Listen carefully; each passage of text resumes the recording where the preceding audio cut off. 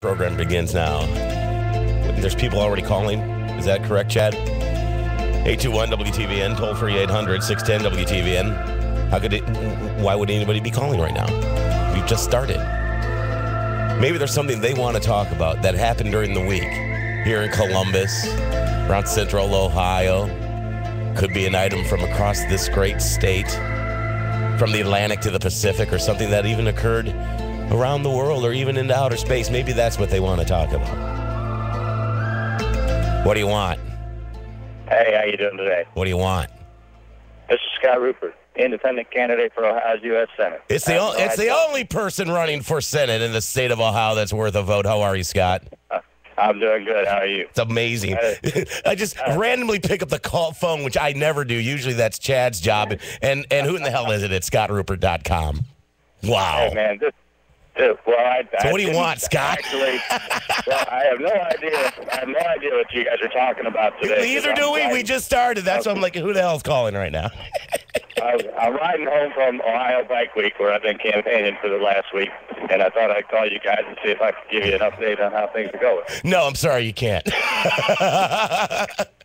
it go well anyway.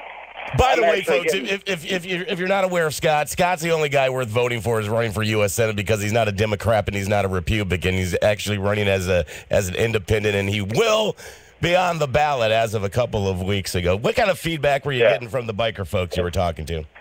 I was getting hugs and fist bumps and everything else. People were like, thank you for representing us real people. Not only am I not a Republican or a Democrat, I'm not a rich kid, I'm not a lawyer, I'm a truck driver. And a biker, by the way. I was up there because I ride. I was up there to talk to the real people, the people who really can make a difference in America and in Ohio. And so I'm going where the people I identify with are. Well, but evidently, Scott, according to the media, you're a low down no good because you owe the IRS a bunch of money. Yeah, that's what they're. I have to thank the folks at Washington Guardian for validating my campaign, making the first thing they had to say about me something negative. Apparently, I must be having some kind of an impact. Relate to people. What's the whole story on that? Because this is the story of about millions and millions of Americans that are out there trying to make a living and run their own business. Yeah, and in fact, that was a real good lesson for me to learn. I actually thought about it after the interview that I did with the folks over there in Dayton, and I don't hold anything against the folks over at Dayton 22 who came out to interview me. Right. I went out of my way to make that interview happen, and then the folks in Washington made it look as though I was running away. They called me in the morning and asked me to do an interview with them, and I said sure. I was in Indiana at the time. I told them I'd let them know when I was coming through Dayton. I stopped and got my truck washed, bought a new shirt because I was not dressed for an interview. Right. I hadn't packed a bag because I wasn't planning on being gone overnight. Well, I bought a shirt and a razor, cleaned myself up, and then waited 20 minutes for them to show up. At the end of the interview, they asked me to demonstrate what I do when I'm hauling cars, and that was the footage that they used for the interview to make it appear as though I was running away. Oh, you're kidding me. Yeah. That's what they did? That's what they did. And which station was this again, so we can never watch them ever again? It was on both Fox and ABC affiliates in Dayton, and it was on the Fox affiliate in Columbus. But it was put together by the local Dayton station? No, it wasn't. That's what I said. I don't hold it against them. I got you. I appreciate the contacts that I made through the process. They were contacted to do the interview. They got the interview, and then the folks in Washington or New York put it together and ran it the way it did. That is amazing.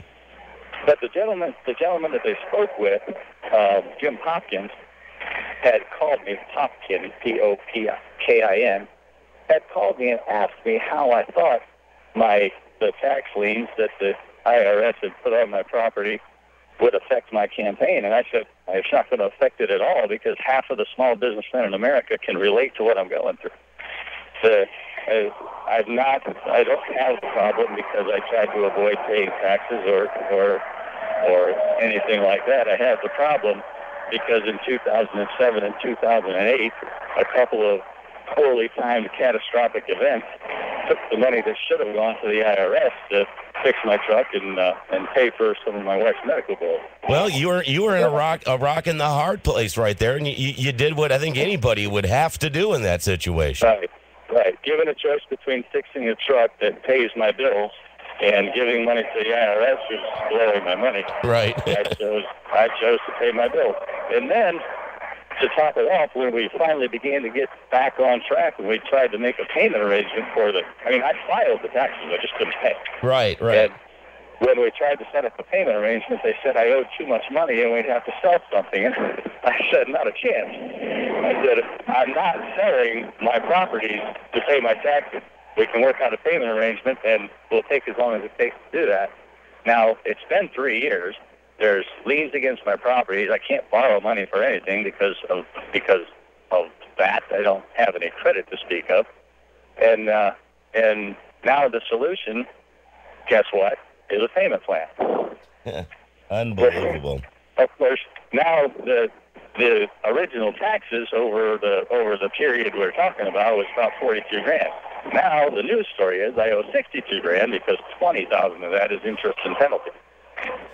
Now I'm not ashamed of that debt, if we want to call it that, because I didn't, as I said, try to avoid it. I just couldn't address it because there wasn't any money there. I did what I had to. I didn't create the situation. I just worked through it the best I could. I did what any of us. That is absolutely stunning. And then the fact that I wonder who sicked Fox News on you. You know, it had to have been coming from the right. Mr. Popkins called me a few weeks before the interview, as I said, to ask me about that, and I shared the whole story with him. I was honest with him about a lot of things, and because that's what I'm trying to bring back to politics is honesty. I think the people can handle the truth. It's the politicians who can't handle sharing the truth. Absolutely. Well, listen, Scott, we got to get a break in here. Thanks for checking in and updating us. Folks, this is the only person that's running for Senate for the state of Ohio that is worth your vote. Yeah, go ahead, Scott. Can I get in a plug for the website? We are. Well, see, that's what I was building up to, Scott. I'm just building and building and building. I appreciate that. Hey, it's scottrupert.com. And, Scott, you've got a whole bunch of videos you've got available also. People should really spend some time to check out your videos, right? There's a lot there to learn. I'm working to take the money out of politics, take the big money out of politics. I'm asking people to make a $20 contribution and challenge 2 friends to make a $20 contribution.